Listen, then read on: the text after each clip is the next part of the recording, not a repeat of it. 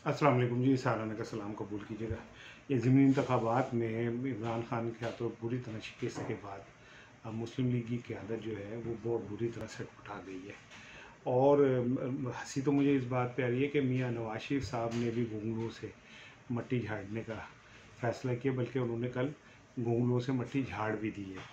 ये मट्टी क्या झाड़ी है और ये जो शिकस्त हुई है इसके मुस्लिम लीग नून पे क्या असरात हैं, इस पे बात करूँगा। और सबसे अहम बात ये कि जो इस हवाले से इजलास हुआ और उसमें मरियम और हमज़ा के दरमियान क्या जुमलों का तबादला हुआ वो बड़ा इम्पोर्टेंट है, वो आज मैं आपसे बात करूँगा। आपसे दरख्वास्त है कि मेरे चैनल को ज़रूर सब्सक्राइब कीजिएगा ताकि आपका मेरा ताल्लुक़ जो है वो बना रहे। देखिए, कल मियाँ नवाज शरीफ साहब ने जो मुस्लिम लीग नून के कायद हैं, चाहे सुप्रीम कोर्ट कोई भी फ़ैसला दे या कुछ भी दे, लेकिन असल कायद तो वही हैं।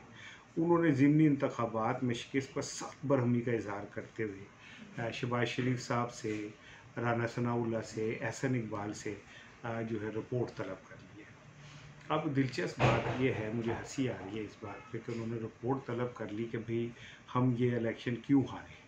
लेकिन सवाल ये पैदा होता है कि क्या नवाज शरीफ को दीवार पे लिखा हुआ नज़र नहीं आ रहा था? तो फिर ये सारी घुंघरूओं से मिट्टी झाड़ने की क्या ज़रूरत थी?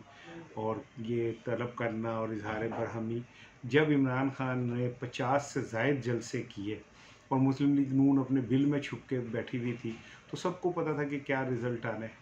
इमरान खान की मकबूलियत जिस सतह के ऊपर थी, सबको नज़र आ रहा था कि मुस्लिम लीग नून के मुकद्दर में शिकस्त है।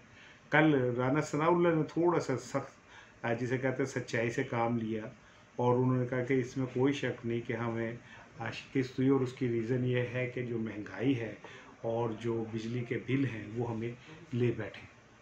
कम से कम चलें किसी एक बंदे ने तो सच्चाई का इज़हार किया। अब मियाँ नवाज शरीफ साहब ने जो क़यादत है उससे बाकायदा रिपोर्ट तलब की है।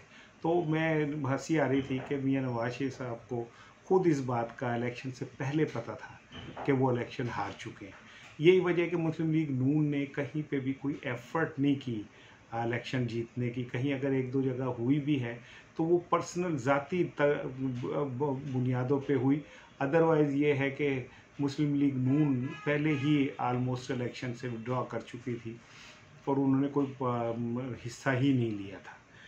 गुज़िश्ता रोज़ जब इजलास हुआ और जिसमें मरियम साहिबा और हमज़ा शहबाज भी मौजूद थे, तो जब शिकस्त की बात हुई तो हमज़ा शहबाज ने इजलास में बरमला कहा कि चूँकि मरियम अब इस टाइम फ्रंट लाइन के ऊपर बैठी हुई हैं और वो मुस्लिम लीग नून की सियासत कर रही हैं, तो ये तो उनकी शिकस्त है।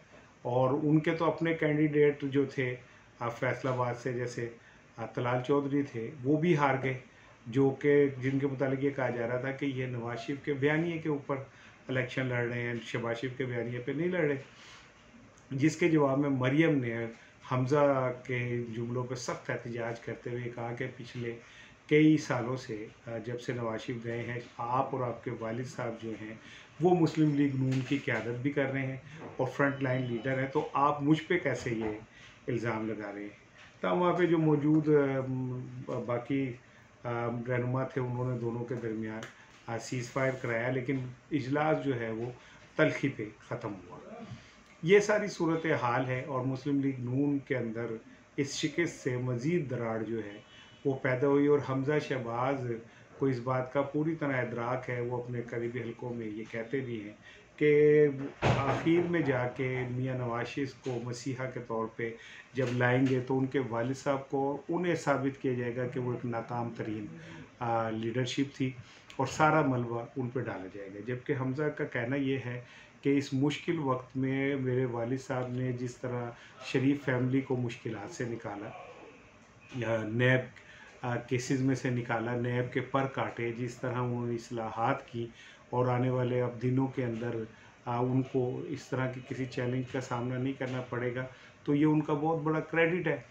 और अगर नवाज शरीफ वापस आते हैं, तो हमज़ा का कहना ये था कि नवाज शरीफ अगर वापस आते हैं तो उसमें भी मरियम का तो कोई रोल नहीं है, बल्कि ये शहबाज शरीफ की डिप्लोमेसी है, जिसे इमरान खान बूट पॉलिश वगैरह कहते हैं। और इमरान खान ये कहते हैं कि शहबाज शरीफ से अच्छे बूट पॉलिश कोई नहीं कर सकता। जबकि बहरहाल मैं ये तो इमरान खान को कोट कर रहा हूँ, लेकिन जिस तरह शहबाज शरीफ ने इस्टेब्लिशमेंट के अंदर नवाज शरीफ के लिए गुंजाइश पैदा की, माफ़ी तलाफ़ी की और माफ़ी दिलवाई, जिसके बाद मरीम साहिबा जो है उनके ऊपर से केस भी ख़त्म हुआ, सज़ा भी ख़त्म हुई और वो मुल्क से बाहर चली गई, तो ये सारा क्रेडिट हमजा कहते हैं कि मेरे वालिद को जाता है, जिन्होंने शरीफ फैमिली को इस मुश्किल वक्त में से निकाला। ताहम जो ज़राए हैं मुस्लिम लीग नून के, वो ये कह रहे हैं कि ये लड़ाई कम नहीं होगी, आने वाले दिनों में बढ़ेगी और इलेक्शन से पहले ये बात तय हो जाएगी कि कमांड जो है वो नवाज शरीफ और मरीम के पास रहेगी, जबकि शहबाज शरीफ और हमज़ा शहबाज जो हैं वो माजी का हिस्सा बन जाएंगे। ये बात वो चीज़ है जो उन्हें कबूल नहीं है। इक़्तिदार की जंग के अंदर हमज़ा कभी ये नहीं चाहेंगे कि मरीम जो है वो फ्रंट लाइन लीडर के तौर पे सामने आ जाएं और मरीम जो है वो मुस्लिम लीग नून की सारी क़यादत संभाल लें और जो मुश्किल वक्त है वो हमज़ा गुजार लें।